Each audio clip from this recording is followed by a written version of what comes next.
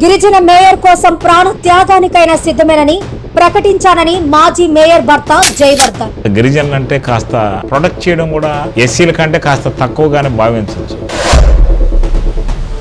ఇలాంటి గిరిజనులను చైతన్యపరిచి మళ్ళా గిరిజనుల మేయర్ దక్కించుకునే దానికి మీరు ఏదైనా పోరాటం చేస్తున్నారా?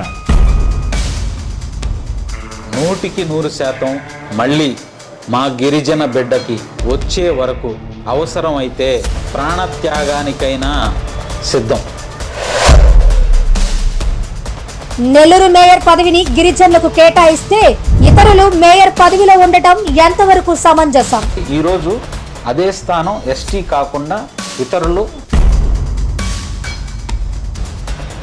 రాక వచ్చిన గిరిజన అవకాశాన్ని మాకు ఇవ్వండి అని మా వాళ్ళు నాకు జరిగిన అన్యాయాన్ని కానీ మా జాతికి జరిగిన అన్యాయం గురించి మాట్లాడడం జరుగుతుంది. వాళ్ళని కూడా బెదిరించడం కూడా జరిగిందన్న.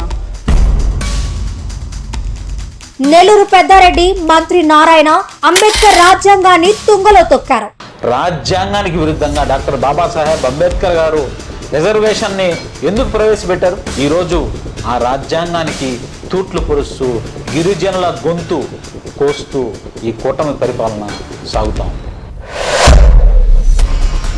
అధికారులపై ఒత్తిడి తెచ్చి గిరిజన మేయర్ పదవిని మరొకరు అనుభవించేలా చేస్తుంటే చూస్తూ ఊరుకునేదే లేదు. అవసరమైతే ఆమరణ నిరాహార దీక్ష చేస్తామంటున్న మాజీ మేయర్ పోట్లూరు శ్రవంతి జయవర్ధన్ దంపతులతో ఫేస్ టు ఫేస్ గురువారం రాత్రి 6 గంటలకు మీ ఛానల్ 9లో.